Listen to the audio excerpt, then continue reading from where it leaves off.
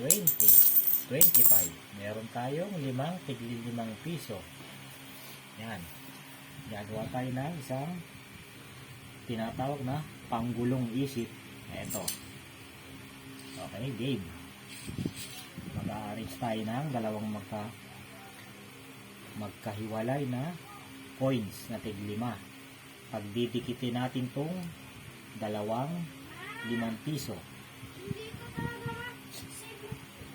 At eto, ngayon, mag-iisip tayo kung paano ang ating gagawin. Ang pagagalawin natin ng 1, 2, 3. Tatlong tig 5 piso ang ating pagagalawin. Ang gamit ang isang pamatong 5 piso.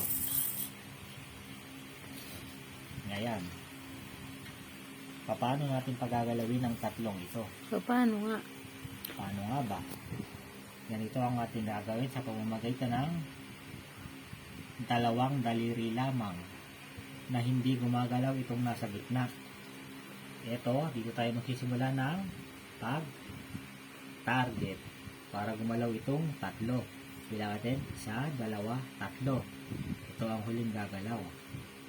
Okay, gamit po ang aking dalawang daliri. Sisimula ko na. 1, ito pandin sa gitna. At ito yung pang tira ko. Okay, 1, 2, 3.